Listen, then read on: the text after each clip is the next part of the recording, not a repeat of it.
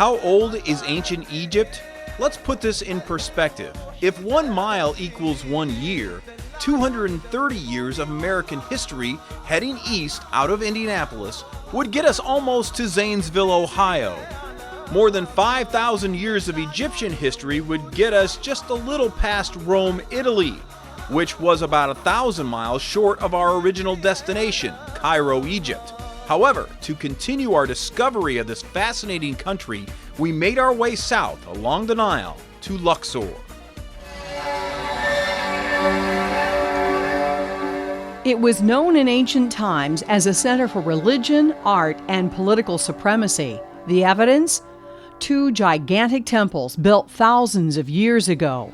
The Luxor Temple at night is magnificent.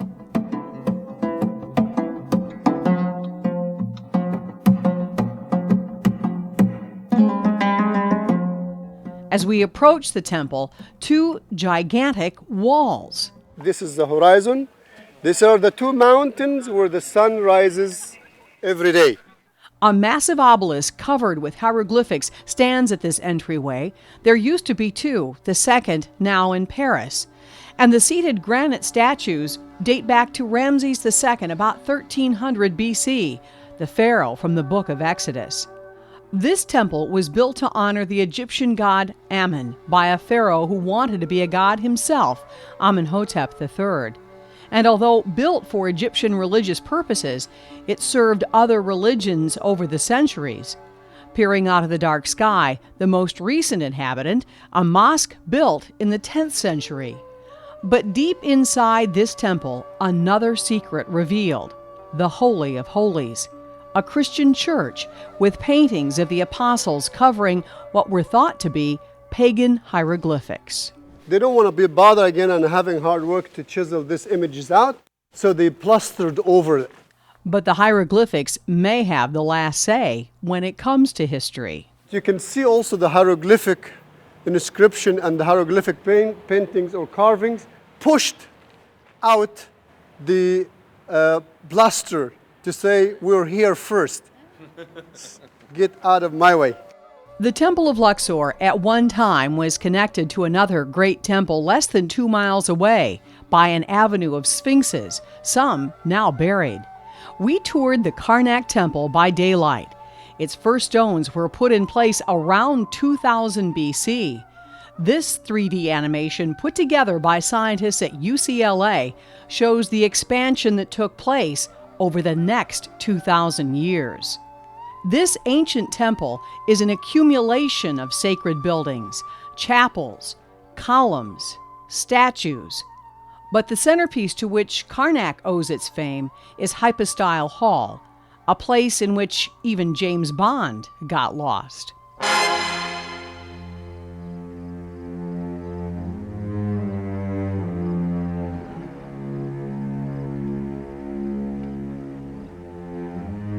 This hall has 134 gigantic open flower columns.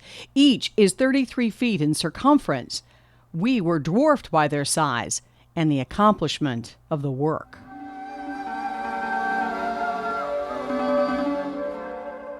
How they did that? I haven't heard anyone to say about the Colosseum or about the Acropolis or about anywhere else. How they did it, it's a mystery, and mystery not to be solved. Those people accomplished something through their belief, their dedication. They reached this perfection because they were focused. They were totally in it. Just west of Luxor, a graveyard of royalty, mysterious mummies, and why Egypt's first lady went searching for experts in Indianapolis.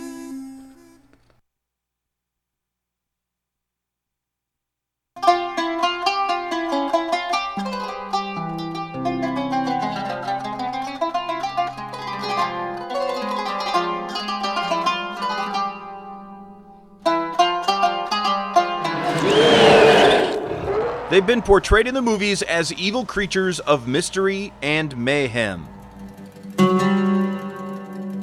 In reality, these are the mummies. At Cairo's Egyptian Museum, the preserved bodies of ancient pharaohs are on display. Fadel Gad says that in 1860, a cache of mummies was discovered.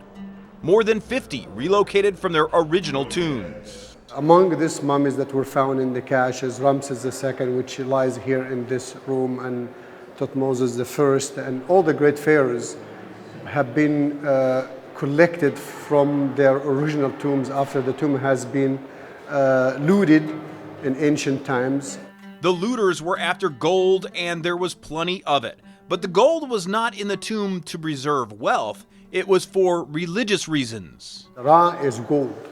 So since the pharaoh is the embodiment of the sun god, his body has to be cased and wrapped in gold in the afterlife. As many as 3 coffins of gold like these of King Tut, then the death mask, and then into the stone sarcophagus like we saw in the Great Pyramid, and then the wrapping of linen. To mummify is to preserve the body. Preservation that begins by removal. To make sure that the mummy is completely dry. So they have first to take out everything that deteriorates or has a moist to it. That includes the body's organs. They would be removed and put in canopic jars like these of Tut, usually made of alabaster and entombed with the king. The brain would be removed but not saved. The Egyptian believed that the source of their consciousness and their thinking is the heart. So it is in the heart that a person thinks, not through the mind.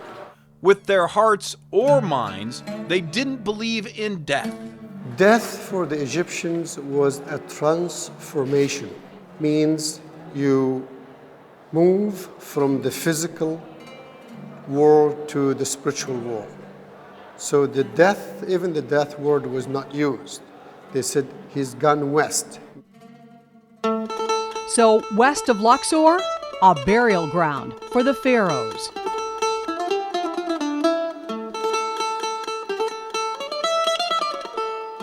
As we approach, a guard steps in our path. But because of our special access, we pass, and we're about to show you things that few cameras have captured. Here we are, the Valley of the Kings. Rather than pyramids or other obvious burial sites, this valley, surrounded by steep cliffs, was chosen to hide the chambers of dead pharaohs from would-be thieves, a plan that did not work. They tunneled through the rock, creating chambers that go deep underground, like this rarely seen example, the tomb of Seti I. Robbed of its golden treasures, there is great value in the hieroglyphics and artwork.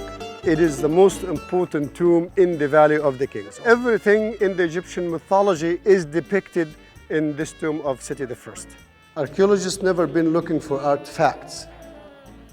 Archaeologists always looking for knowledge. A piece of a stone that has information that can add to the Egyptian history is more valuable than the mask of King Tut. There are 62 tombs here. The last one discovered by Howard Carter in 1922, that is the King Tut tomb. The entrance to the tomb of Tutankhamun was blocked for centuries. One of the Carter workers stumbled across it. We journey down the long tunnel. It finally expands at the burial chamber. Cameras are not normally allowed in this tomb, but today we're getting a rare look at the body of King Tut. And this mummified body has been the center of rumor and mystery for years. Why did this young man of 18 or 19 die? Was he murdered? There was a hole in the back of the head. That hole made everyone to think that King Tut was murdered. I took the CAT scan machine, I went to Luxor, and I took the mummy out. I scanned the mummy in the CAT scan machine. Hawass believes the hole was there to remove Tut's brain during mummification. But we found out he has a fracture in the left leg. And that fracture, it's an accident that he had one day before he died. He was considered to be insignificant king, but because of the tomb has been found intact, Tutankhamun became famous because of the artifacts, not because of his tomb or because what he have done in the history of Egypt. More than 5,000 artifacts, many of those on display at Cairo's Egyptian Museum. It's also here where Hawass continues to study Tut. For the first time, I'm looking for the family of Tutankhamun. Who's the father of King Tut? I say, I wrote 5 books. I always say Akhenaten, but others say Amenhotep III. Where is the mother? Now, we made major important discoveries that I cannot tell you, but when I come to Indianapolis to give a talk in August, I will reveal all the secrets for the first time.